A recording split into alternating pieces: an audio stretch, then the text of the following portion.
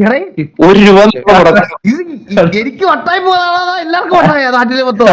എന്താണ് ടിവിയുടെ പേരിൽ ഒരു ബസ് മേടിച്ചു. എന്റെ കിളി പോയി കേട്ടാ.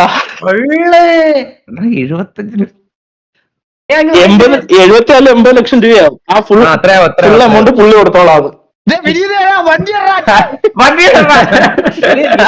ലൈസൻസ് ഉണ്ടല്ലേ ചൂപ്പന്റെ? ലൈസൻസ് ഉണ്ട്